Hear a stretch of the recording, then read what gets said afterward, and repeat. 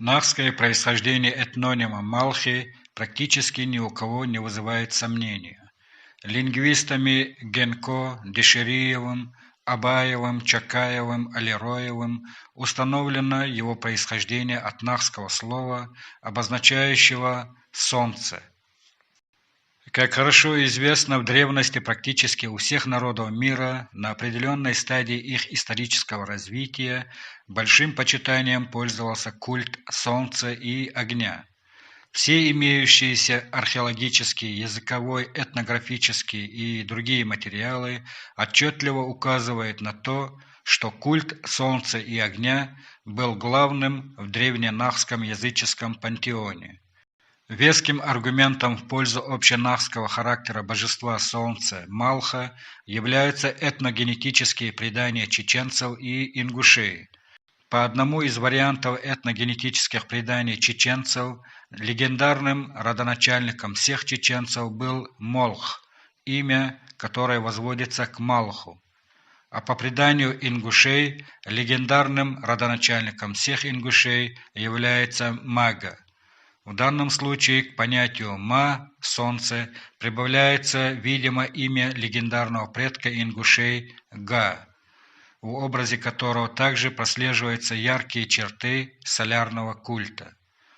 Так, по сказаниям, Га приходится сыном солнцу Ма, носит медную обувь и в критические минуты всегда взывает о помощи к отцу солнцу. Все это ясно свидетельствует о том, что по этногенетическим преданиям имя мифического прародителя чеченцев и ингушей восходит к понятию «малх» – «бог солнца». Отсюда по всей очевидности следует, что культ солнца и огня носил общенахский характер, и бог солнца Малх являлся общенахским верховным богом. В древности переход имени верховного божества в этноним был закономерным явлением. Именно под именем общенахского верховного божества Малх в первом тысячелетии до нашей эры нахи были известны древним абхазам и адыгам, что нашло отражение в фольклоре.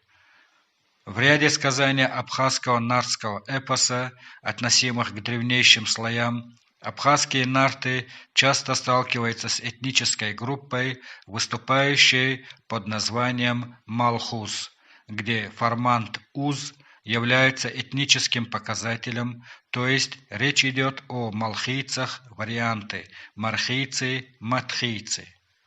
Если судить по этим сказаниям, древние абхазы и малхузы на протяжении длительного времени находились в тесном контакте друг с другом.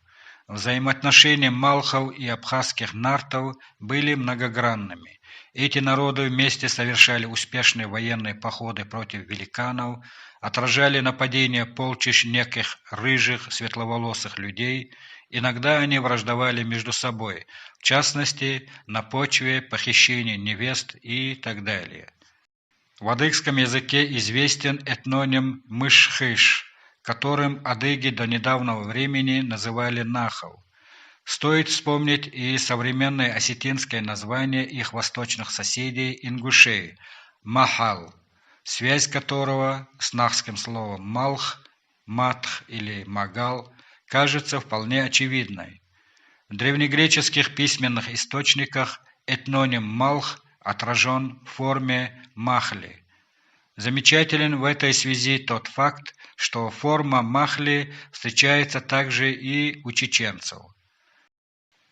Как пишет исследователь Ашаев, в Горной Чечне его информатор-чеченец считал себя потомком Махло, а о том, что осетины называют ингушей Махалон, он не знал. Этноним Малх в нахской этнонимии находит реальное подтверждение в лице родоплеменной группы тейп-малхийцев, Малхи, населявших высокогорную историческую область Чеченской республики Малхиста, расположенную на левом берегу Аргуна между руслами рек Мешихи и Бастыхи на современной границе с Грузией. Нахские малхи также названы среди народов Центрального Кавказа в грузинском письменном источнике XIII века.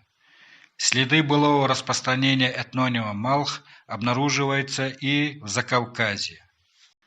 Еще Генко сопоставил термин Гудамакар с осетинскими названиями ингушей Махал и Тушин Гудан. По его мнению, этноним Гудамакар состоит из двух слов Гудан и Макар, первое из которых имя, которым осетины зовут Тушин, а второе представляет собой измененное Махал. В итоге получаем значение гуданские Махалы. В этой связи примечательно, что гудамакары, хевсуры, тушины и пшавы называли свою землю Самзео, предполагая, что она является царством солнца, страной солнечников. В слове Самзео компонент мзе означает солнце, а начальная основа са представляет собой грузинский префикс принадлежности. Однако не исключено, что в данном случае элемент «са» – это древненахское слово, означающее «земля», «страна», которое в айнахских языках обычно и образуют топонимы, сочетаясь главным образом с названием местности и божеств. Есть все основания полагать, что в древности ареал поклонения божеству Малх выходил за пределы, собственно, Кавказа. В частности, между нахским Малх и переднеазиатским богом Ма прослеживается не только формальное сходство, но и функциональное совпадение. На Древнем Востоке бог Ма был олицетворением божественной гармонии, великого закона Вселенной, который властвует над всеми, отводя при этом каждому определенное место. В Передней Азии в древности существовали культовые центры божества Солнца Ма. С этим же божеством был связан и культ плодородия. Имя божества Ма лежит также в основе имени хурритов – Миттани или Матиены поздних греческих источников. Не исключено, что имя Ма, восходящее, возможно, прокавказскому языку, было заимствовано другими народами и таким образом получило широкое распространение в древневосточной мифологии. По мнению Марра, имена героев армянского и грузинского народного эпоса Мхер и Амирани означают «солнце» и являются ефетическими, кавказским пластом в армянском и грузинском языках. Сказание о Мхере и Амиране ученые рассматривают как одно из древнейших сказаний о боге Солнце, превратившемся как в армянском, так и в грузинском эпосе в эпического героя. В Передней Азии известен ряд топонимов с именем Малх. Область Малхина упомянута также в победной надписи ассирийского царя Ашшур-насирапала в связи с его походом на Наири-Урарту в 879 году до нашей эры. Предлагаемое сопоставление нахского божества Малх с переднеазиатским Малхом становится более обоснованным, если принять во внимание тот факт, что в нахском языческом пантеоне существует и ряд других божеств, тождественных с хуррито-урартскими, например, Тушпа и Цу. Туш и Цу-Баацой – тех, кто поклоняется божеству Цу. Со временем, с изменением исторической обстановки, а также этнической и политической ситуации, вероятно, произошла и смена верховного бога Нахов. Имя Малх, применявшееся для обозначения общенахского верховного бога, в процессе дальнейшего развития и расселения нахских племен, видимо, утратило свое первоначальное значение и превратилось в имя легендарного прародителя нахских народов, чеченцев и ингушей.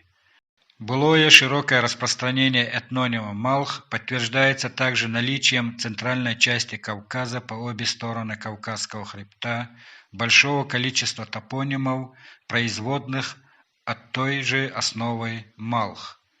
При этом информация о местах проживания нахских малхов практически полностью совпадает с данными о территориях расселения нахских племен в древнеармянском и древнегрузинском источниках.